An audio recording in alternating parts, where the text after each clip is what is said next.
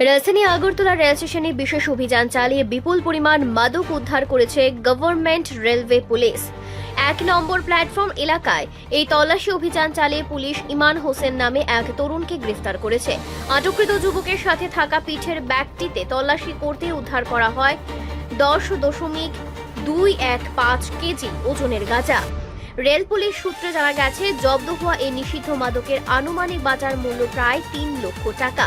মাদক পাচারের অভিযোগে ইমান হোসেনকে তাৎক্ষণিকভাবে আটক করা হয়। এই ঘটনার পরিপ্রেক্ষিতে অভিযুক্তের বিরুদ্ধে নির্দিষ্ট এনডিপিএস আইনে মামলা রুজু করে প্রয়োজনীয় আইনগত ব্যবস্থা গ্রহণ করেছে পুলিশ প্রশাসন।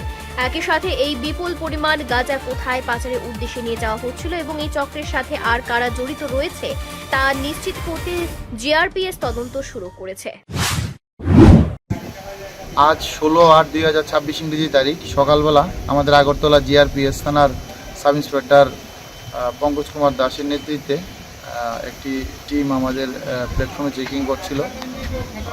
তারপর চেকিং করার সময় সিপাহীজলা ডিস্ট্রিক্টের একটি ছেলেকে একটি পিট্টু ব্যাগ সহকারে আটক করে এবং তার পিট্টু ব্যাগ তল্লাশি করে 5টি প্যাকেটের মধ্যে মোট 10 কেজি 215 গ্রাম অবৈধ গাঁজা উদ্ধার করতে সক্ষম, যার বর্তমান কালোবাজারি মূল্য হবে প্রায় 3 লক্ষ টাকা। তারপর সঙ্গে সঙ্গে আমরা তাকে আটক করি এবং এনডিপিএস ধারা অনুযায়ী তার কাছ থেকে এগুলো আমরা সিজ করি। তার বিরুদ্ধে একটি এনডিপিএস ধারায় মামলা আমরা গ্রহণ করবো এবং তাকে মাননীয় আদালতে প্রেরণ করব।